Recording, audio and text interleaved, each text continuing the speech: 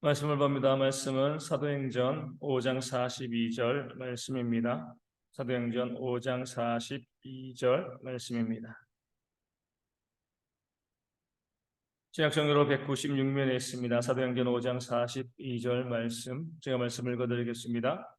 그들이 날마다 성전에 있든지 집에 있든지 예수는 그리스도라고 가르치기와 전도하기를 그치지 아니하니라. 아멘. 몽골 잘 다녀왔습니다. 우리 선교사님이 이 옷을 입고 설교를 하라 그래가지고 이 전통 의상을 입고 말씀을 증거합니다. 우리 지난주 말씀 증거한 것처럼 이 유대 정교 지도자들은 예수의 이름 때문에 너희가 이렇게 고난을 당한다, 매를 맞는다, 채찍질 당한다 이렇게 이야기하면서 도무지 예수의 이름을 전하지 말라, 사도들을 위협하고 협박했습니다. 그런데 사도들은 어때요? 그 살점이 다 뜯겨져 나가는 고통 속에서도 오히려 그 고통을 우리가 예수님의 이름을 위하여 받는 고통이다, 능력이다라고 생각하고요. 우리가 그렇게 주님을 위하여서 고통받을 수 있다는 사실에 대해서 그들은요, 감사하고 찬양했습니다. 놀라운 일이 벌어진 거죠. 입 다물라고 때렸는데 오히려 입을 열어서 주님을 찬양하는 그런 사도들의 모습이 공회 가운데 보여졌습니다. 그렇게 매를 맞고 채찍에 맞고 난 다음에 사도들은 풀려났습니다. 뭐 해야 돼요? 몸이 상했으니까 좀 요양을 해야죠. 그렇죠? 몸을 회복하고 또 사역을 진행해야 됩니다. 그런데 사도들은요, 요양도 하지 않았습니다.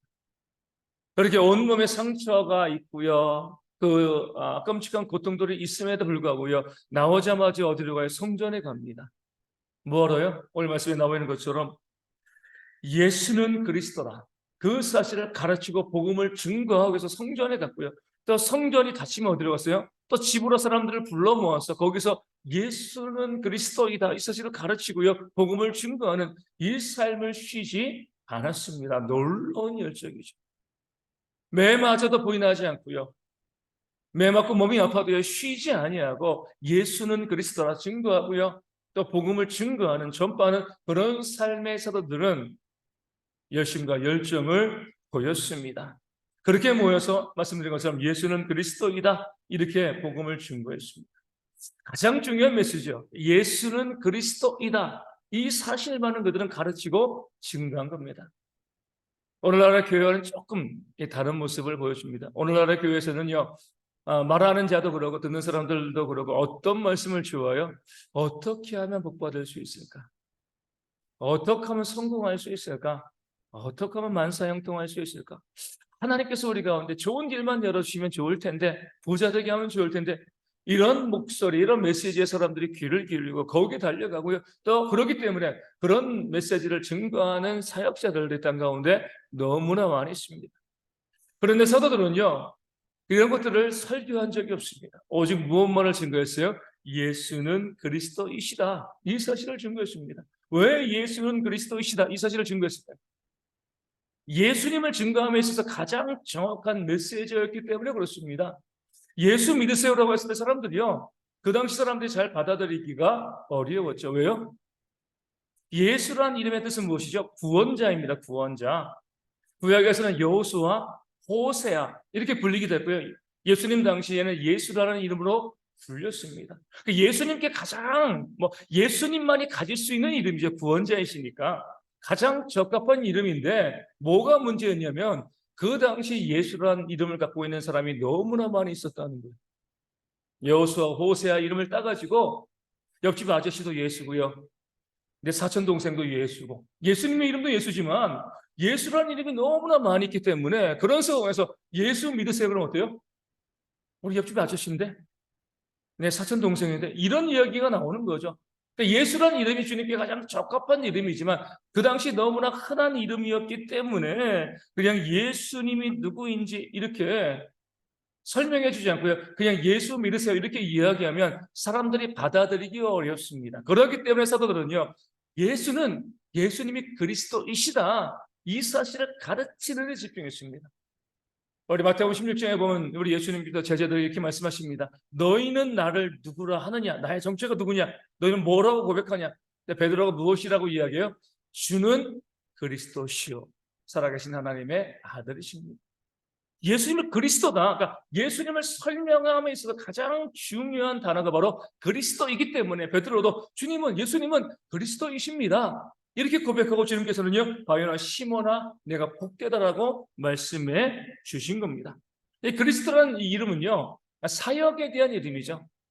마치 제 이름은 오창헌이고요, 목사가 제 사역명, 직분이 되는 것과 마찬가지입니다.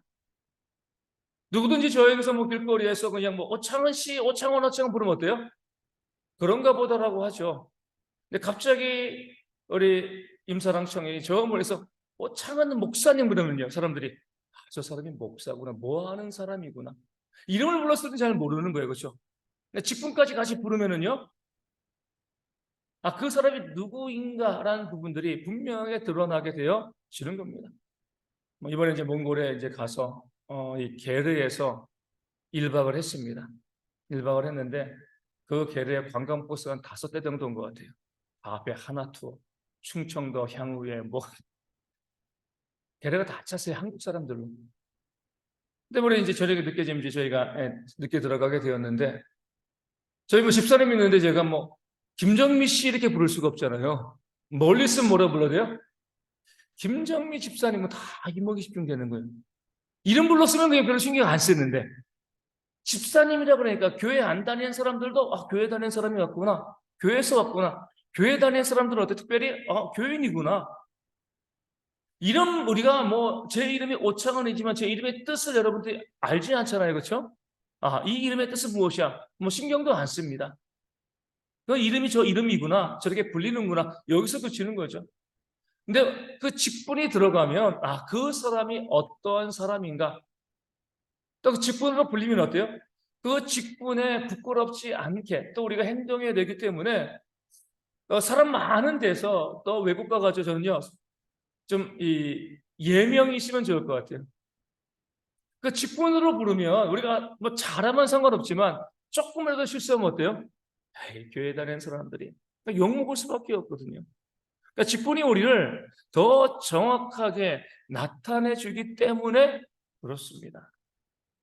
마찬가지로 예수님 이름을 가지고는요, 예수님이 누구이신 사람들이 잘 알 수 없지만 예수님이 바로 그리스도이시다 이렇게 증거했을 때 사람들이 그렇구나, 다른 사람은 다 예수가 많으니까 그냥 예수인데 오직 저 예수님만이 그리스도이시구나 이렇게 알 수 있기 때문에 예수는 그리스도이시다 이 사실을 증거하는데, 가르치는 데 사도들은요 힘쓰고 애썼던 거죠. 그럼 그리스도는 무슨 뜻이죠?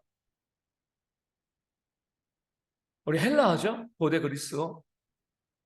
히브리어는 뭐예요? 그리스도가 메시아죠, 메시아. 이 메시아는요 기름 부음을 받은 자라는 의미를 가지고 있습니다. 그 당시에 하나님께서 중요한 직분을 갖고 있는 사람들에게 머리에 기름을 부으시고 그 사람을 직분자로 세우셨습니다. 왜냐하면 사람의 일꾼이 아니라 하나님의 일꾼이다. 사람의 일, 자기의 욕심을 이루는 사람이 아니라 하나님께서 맡기신 그 일을 하는 사람이다. 그런 의미에서 그 머리에 기름을 붓고요, 그 사람을 하나님의 일꾼으로 세운 거죠. 이게 바로 그리스도 메시아입니다. 누구에게 기름을 부었습니까? 우리 세 직분이 있죠. 왕에게, 제사장에게, 선지자에게. 이 다른 사람들은 머리에 기름 붓지 않았습니다. 왕을 세울 때, 우리 제사장을 세울 때, 우리 선지자를 세울 때, 이 세 가지의 직분의 사람들에게 머리에 기름을 부고 기름 부음 받은 자, 이렇게 이제 소개하였습니다. 이 사람들은 하나님의 일꾼으로서 하나님의 일을 감당하는 사람들이다, 이것을 보여주는 거죠. 그러면서 예수가 그리스도이시다, 무엇을 의미하면 예수님은 왕이시다, 예수님은 제사장이시다, 예수님은 선지자이시다, 이 사실을 사람들에게 선포하고 알려주는 겁니다. 그 중에서 우리 오늘 먼저 제사장 지계에 대해서 한번 알아보도록 하겠습니다.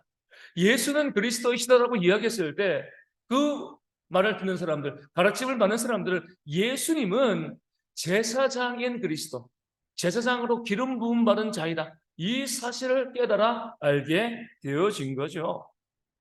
제사장은 뭐 하는 사람이요? 제사를 드리는 사람이죠. 제사는 왜 드리죠? 여러 가지 목적이 있지만 가장 공통적인 목적은 죄사함과 구원이죠. 그렇죠. 아담과 하와가 범죄하고 난 다음에 하나님께서 아담과 하와를 에덴 동산에서 쫓아내십니다. 그러면서 그들에게 무엇을 지어 입히셨어요? 가죽옷. 그렇죠. 그러면 그 가죽옷은 어떻게 만드셨을까요? 그냥 뭐 하나님 전능하시니까 얼마든지 할 수 있겠지만 그냥 가죽을 하나님의 능력으로 말씀으로 만들어서 입히신 것이 아니죠. 아담과 하와에게 가죽옷을 입혔다는 것은 무엇이냐면 짐승을 죽였다는 거예요. 그렇죠? 아담과 하와로 하여금 그 짐승을 그러니까 잡게 만드신 거예요. 무엇을 알려주기 위해서요? 제사를 알려주시기 위해서. 그리고 그 가죽은 벗겨서 아담과 하와의 옷으로 만들어 입게 하신 거죠. 하나님이 다 말씀하셨을 거예요. 짐승을 어떻게 잡고, 그 잡기 전에 머리에 안수하고 다 알려주시고 난 다음에 그 짐승을 잡고 이 짐승의 제사를 드리는 목적이 무엇인가? 죄의 삭은 사망이기 때문에 죄 지은 자는 죽을 수밖에 없다는 것, 그 죄의 값으로 죽음으로서만 그 죄 값을 치를 수밖에 없다는 사실을 상징적으로 보여주시는 겁니다. 그래서 그 짐승으로 제사를 알려주시고요. 그리고 아담과 하와에게 가죽옷을 입히셨기 때문에 그 아들 가인과 아벨도 자연스럽게 모여 하나님께 제사 드린 거잖아요. 에덴 동산에서 하나님께서는요, 제사, 죄사함의 제도를 알려주시고 제사를 통하여서 그 죄사함을 받고 생명을 통하여서 그 죄사함을 받을 수 있다는 사실을 아담과 하와에게 알려주신 겁니다. 문제는요, 히브리서 말씀 가운데 나와 있는 것처럼 아무리 많은 짐승을 죽여도 뭐예요? 한 사람의 생명도 구원해낼 수 없다는 거죠. 몽골에도 보면 정말 사람보다 동물들이 더 많은데 그 많은 동물들 어디에서나 보이는데 다 죽인다고 해가지고요. 한 사람의 죄라도 온전히 용서받을 수 있나요? 그럴 수 없습니다. 제사는요, 상징적으로 보여주신 거예요. 정말 우리의 죄가 다 용서받아가지고 그 제사 때문에 구원받을 수 있는 것이 아니라 우리의 죄로 누군가 대신 죽어야 된다는 사실을 알려주기 위한 거죠. 그 누군가는요, 사람이어야 되고 죄 없는 사람이어야 되고, 그렇기 때문에 예수님께서 죄 없는 사람의 모습으로 이 땅 가운데 오신 거죠. 와서 모든 믿는 자들의 죄를 위하여 십자가에 달려 죽으심으로 그 제물이 되신 거죠. 그 스스로가 대제사장이면서 스스로를 제물로 드리셔서 우리의 모든 죄를 용서하시고 우리를 구원해 주셨습니다. 바로 그런 그리스도라는 사실을 제자들은요, 사도들은 사람들에게 가르치고 알려주었던 겁니다. 오직 우리의 죄를 용서하신 예수님, 이분을 믿어야지만 우리가 구원받을 수 있고 영생을 누릴 수 있다. 이 세상이 전부가 아니라 우리 가운데 영생에 대한 그 사실을요, 그리스도라는 이름을 알려주면서 백성들에게 증거하고 선포했습니다. 이 말씀이 그 당시 유대인들에게는 좀 생소하게 들렸을 겁니다. 우리가 생각하기로는요, 유대인들은 당연히 구원과 영생을 사모하며 살고 있지 않을까? 그렇지 않습니다. 그 당시 유대인들 그렇지 않았거든요. 그 당시 유대인들에게 있어서 종교는요, 그냥 형식적인 종교였습니다. 그 종교를 이끌어가고 있던 제사장들은 다 어떤 족속이죠? 이 사도계인들이었잖아요. 그렇죠? 주로 사도계인들이 제사장의 직분을 맡았습니다. 그럼 그 사도계인들이 뭐 해야 돼요? 그 제사를 통해서 백성들의 죄사함과 구원과 영생을 알려줘야 되는데 문제는 사도계인들이 부활도 믿지 않고 영생도 안 믿었습니다. 그런 거 전혀 상관없이 그죠? 권력 때문에, 그러니까 권력의 어떤 기관으로서 제사장직을 갖고 있었지 하나님께서 알려주신 그 죄사함의 기능을 하나도 행하지 않았습니다. 그들 자신이요, 이 땅에서 잘 먹고 잘 사는 것이 가장 중요하다고 생각했습니다. 당연히 백성들도 어때요? 그런 제사장들의 가르침을 받아가지고 영생이 어디 있어, 부활이 어디 있어, 그냥 이 땅에서 잘 먹고 잘 사는 것이 최고야. 그런 마음을 가지고, 현실적인 마음을 가지고 그 당시 살아오고 있었는데 사도들이 그들에게 말씀해 주신 겁니다. 잘못됐네. 예수님께서 제사장으로서 그 스스로의 몸을 제물로 십자가에 달려 죽게 하심으로 우리 가운데 구원을 주셨고, 이 땅이 전부가 아니라 그 구원으로 인해서 우리 가운데 영생이 주어지고 부활하게 될 것이다. 영원한 하나님의 나라가 우리 가운데 주어질 것이다. 이 사실을 사도들이 백성들에게 선포하고 증거한 거죠. 그러니까 백성들이요, 그 제사의 의미를 다시 한번 생각하게 되어지고 영생과 구원, 그 마라나타의 삶에 대해서 다시 한번 바라보게 되어진 겁니다. 그렇기 때문에 사도들이 백성들에게 예수는 그리스도시다, 구원자이시다, 예수를 믿어야지만 이 땅이 전부가 아니라 영생이 있다, 이 사실을 가르치는데 집중했던 겁니다. 그렇게 가르치기만 한 것은 아니죠. 실제로 영생과 구원을 그들은 보여주었습니다. 어떻게 보여주었을까요? 그동안 쭉 바라본 것처럼 아무도 자기의 것을 자기의 것이라고 주장하지 않고요, 자기의 집과 밭을 팔아가지고요, 교회에 헌금하고 교회는 그것을 가지고 각 사람의 필요를 따라서 가난한 사람들에게 그 물질을 나눠주는 그런 모습을 보여주었습니다. 이게 바로 진짜 그리스도의 모습이 되어지는 겁니다. 정말 영생이 있고요, 구원이 있고 천국이 있다, 이 사실을 알면 사람들은 이 땅의 부활을 쌓을 수가 없습니다. 하늘의 부활을 쌓는 거죠. 이 땅이 전부라고 생각을 하니까 이 땅에서 내 집 마련하고 좋은 집 살아야 되고 더 많은 것을 쌓아두려고 하는 것이지, 영생이 있고 심판이 있다, 이 사실을 알면은요, 이 땅에 우리가 마음 두지 않고요, 하늘의 부활을 쌓을 수밖에 없는 겁니다. 사도들은 그렇게 가르치고 예수는 그리스도이시다, 제사장이시고 영생을 주셨다, 그것을 가르칠 뿐만 아니라 그들의 삶의 모습을 통해서 그들은요, 영생과 구원의 모습이 무엇인가를 그 백성들에게 증거하고 알려주었습니다. 얼마나 놀랐겠어요. 그 당시 사람들도 돈 생기면 땅바닥 묻어놓고요, 내 것 가지고 많은 것 가지고 자식들에게 나눠주고 물려주고 이런 삶을 살려고 애쓰고 노력하고 있었는데, 사도들이 와가지고 잘못된 거예요. 잠시 잠깐 이 땅 가운데 있는 거잖아요. 그 잠깐의 삶을 지나고 나면 심판이 있고 영생이 있을 건데 이 땅에 싸우는 것이 무슨 의미가 있느냐? 봐라, 우리를 봐라. 너 왜 똑같은 사람인데 구원과 영생을 믿기 때문에 우리의 재물을 팔아서 하늘의 보화를 쌓고 있지 아니하냐? 가난한 자들에게, 수혜받은 자들에게 이것을 우리가 팔아서 하늘의 보화를 쌓고 있지 아니냐? 이것이 진짜 삶이다, 예수는 그리스도이시다, 이 사실을 사도는요 가르치고 증거했던 것입니다. 이 말씀이 오늘 이 시대 우리 가운데로 증거되어져. 다시 한번 우리는요, 예수는 그리스도이시다, 우리에게 영생과 구원이 있고 우리의 모든 소망은 하늘에 있다, 이 사실을 우리가 알려줘야 합니다. 많은 교회에서 많은 그리스도인데 앞서 말씀드린 것처럼 이 땅에서 잘 먹고 잘 사는 것, 부자가 되는 것, 성공하는 것, 이것을 바라보고요, 이 땅의 부활을 쌓는 데 집중하고 있습니다. 교회 다니고 그 당시 제사장, 그 사도계들처럼 제사장으로서 모든 제사도 드리고요, 그것을 다 하고 있으면서도 뭐예요? 모든 외적인 종교 행위를 다 하고 있으면서도 마음은 이 땅 가운데 있었습니다. 영생을 바라보지 않았어요. 그런 모습이 이 시대 교회 가운데 있지 아니하냐 이거죠. 열심히 예배하고요, 열심히 찬양하고요, 천국과 부활과 영생을 이야기하지만 정말 영생과 부활을 소망하며 살아가고 있는가, 우리의 재물을 어디 쓰고 있는가, 이것을 통해서 우리가 알 수 있습니다. 아무리 부활을 이야기하고요, 아무리 영생을 이야기해도 이 땅이 우리의 전부라고 하면 우리는 그 당시 사두개인들에 지나지 않는 겁니다. 성경책을 다 마무리하고 저희 같은 경우는 저희가 사역했던 이 어디 캠프가 울란바토르에서 1시간, 차를 타고 1시간 정도, 이제 뭐 거의 고속도로 1시간이니까 상당한 거리죠, 그렇죠? 1시간 정도 가야지 있는 곳이 바로 이제 저희가 캠프를 했던, 그냥 산 등성이에 컨테이너 2개 놓고 개로 2동 놓은 게 전부예요. 거기서 이제 컨테이너 하나에 한 30명씩 자고 1박 했으니까. 그러니까 저희는 이제 잠잘 자리가 없으니까 이제 저녁에 끝나고 나면 이제 울란바토르 와서 자고, 그럼 밤에 12시에 왔다가 잠시 자고 새벽 5시에 일어나가지고 다시 또 우리 자는 정준이 지우 아영이 깨워가지고 이 차에 타고 60km 가가지고 아침 해줘야 되니까 가가지고 사역을 하고, 너무 피곤한 거죠.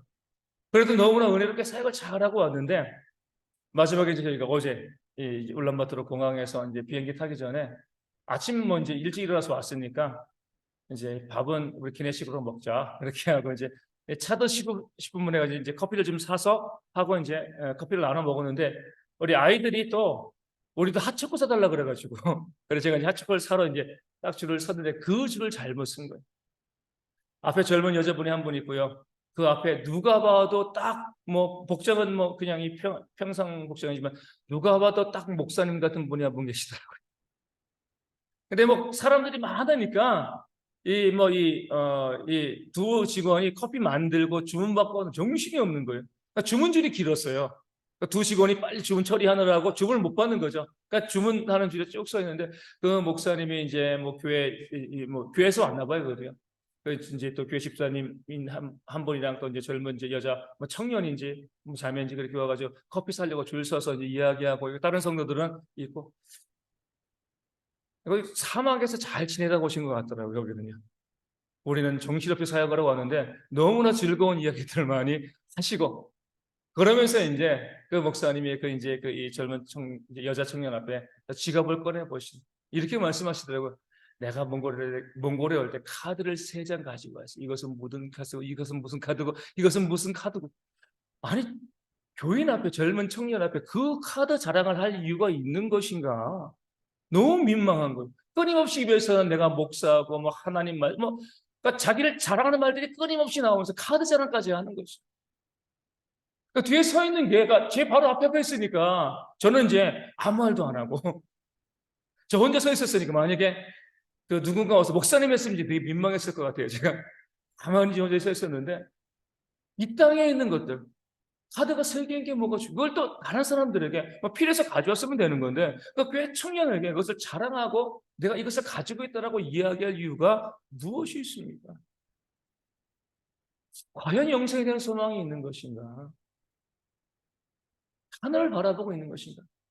목사요, 제사장이죠, 그렇죠? 그 당시로 목사요, 또 하나님의 일꾼이라고 이야기하면서 오직 이 땅에서 내가 가지고 있는 것을 증거하고 자랑하는 그런 모습이지 않는가? 그렇기 때문에 이 말씀이 2000년 전에 증거된 말씀이지만 오늘 우리에게도 필요한 겁니다. 예수는 그리스도이신 거죠. 우리에게는 영생이 있고요, 천국이 있습니다. 이 땅의 전부가 예상 겁니다. 하나님의 말씀은 우리 가운데 내가 이 땅에서 다 사용하지 못하고 남겨둔 것, 내가 남겨둔 것, 내 자녀들에게 남겨둔 것, 이 모든 것들 뭐예요? 나중에 하나님의 심판대 앞에서 그것을 가지고 우리가 심판받는다라고 말씀하고 있습니다. 우리 에스겔 7장 19절 말씀에 이런 말씀이 있습니다. 그들이 그 은을 거리에 던지며 그 금을 오물같이 여기리니 이는 여호와 내가 진노를 내리는 날에 그들의 은과 금이 능히 그들을 건지지 못하며 능히 그 심령을 족하게 하거나 그 창자를 채우지 못하고 오직 죄악의 걸림돌이 됨이로다. 아멘. 유다가 멸망하기 이전에 하나님께서 에스겔을 통해서 선포하신 말씀이 너희가 지금 은금을 가지고 자랑하고 있는데 부유함을 자랑하고 있는데 바벨론이 쳐들어오면 너희가 갖고 있는 은금이 너희를 구원하겠느냐? 구원 못한다는 거죠. 오히려 그들의 은금을 가지고 있기 때문에 어때요? 예전에 적들이 쳐들어오면 누구를 죽여요? 귀족들 죽이는 겁니다. 부자 죽이는 거예요. 평민들은 안 죽여요. 없는 사람들 죽이는 이유가 없는 거죠. 너희가 가지고 있는 은금 때문에 너희가 그 은금이 너희를 구원하지도 못할 뿐더러 그 은금 때문에 너희가 죽게 될 것이다. 심판받을 것이다.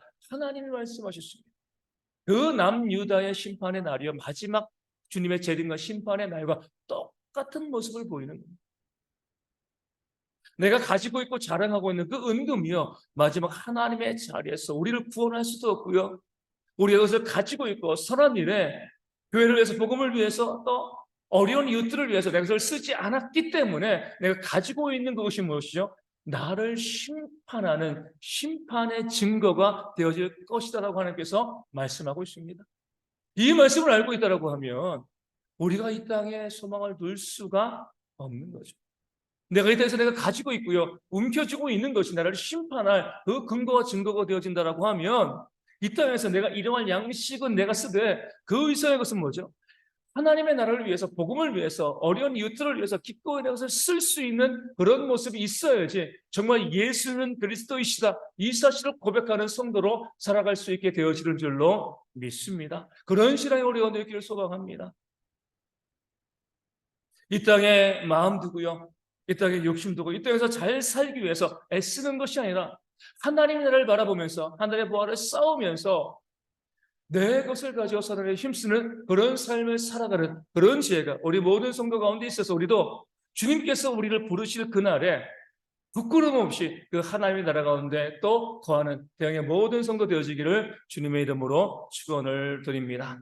말씀을 기억하시고 찬송하고 함께 말씀을 가지고 기도하도록 하겠습니다. 찬송가 288장 함께 찬송하도록 하겠습니다.